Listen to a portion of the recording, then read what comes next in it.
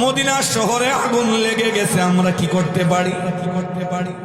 খলিফাতুল মুসলিমিন ওমর রাদিয়াল্লাহু আনহু হাতে ছিলেন লাঠি, লাঠিটা জমিনের মধ্যে গেড়ে দিয়া বলেন, ইয়ার কুম বিইذنিল্লাহ ইয়া নার ইতফিল আন, হে আগুন এই মুহূর্তে তুই নিভে যা।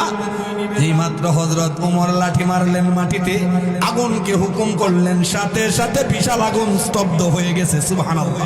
এর চাইতে আর আশ্চর্য খলিফাতুল মুসলিমিন ওমরের যুগে রাদিয়াল্লাহু আনহুর যুগে মদিনাতে ভূমিকম্প হয়, বিশাল এক ভূমিকম্প। তৎকালীন যুগে মদিনায় ছিল মাটির ঘর, পাথর দিয়া ছানিয়ে উপরে পড়ে মাটির, বড় দুর্বল ঘরগুলো ভেঙে যাচ্ছে, ভূমিকম্প থর করে ভাইব্রেশন হচ্ছে। এই সেটা দিয়ে বলেন, খলিফাতুল মুসলিমিন আমরা আর্থিকভাবে বড় দুর্বল, ঘর যদি ভেঙে যায় কেমনে আবার পুনর্নির্মাণ করব? ভূমিকম্পে অবস্থা খারাপ, তুফানে সব চুরমার করে দিচ্ছে।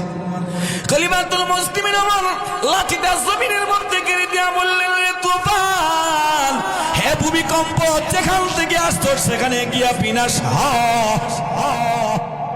বলার সাথে সাথে ভূমিকম্প স্থির হয়ে গেলেন, তুফান উল্টো দিকে রওনা দিলেন। সুবহানাল্লাহ। সাদ ইবনে আবি ওয়াক্কাস রাদিয়াল্লাহু আনহু সমুদ্রের উপর দিয়ে তিনি ঘোড়া দিয়া ভ্রমণ করছেন, ঘোড়া দিয়া সমুদ্রের উপরে দিয়ে ওনার কাফেলা নিয়ে রওনা দিছে। এটা কি আশ্চর্য না?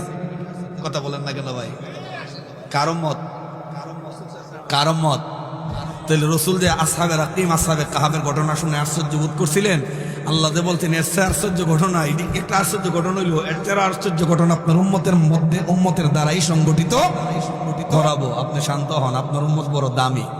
রসুলকে আল্লাহ ইজ্জত দিছে কিনা? কথা কন না কেন? এটি কোরআন বলছে।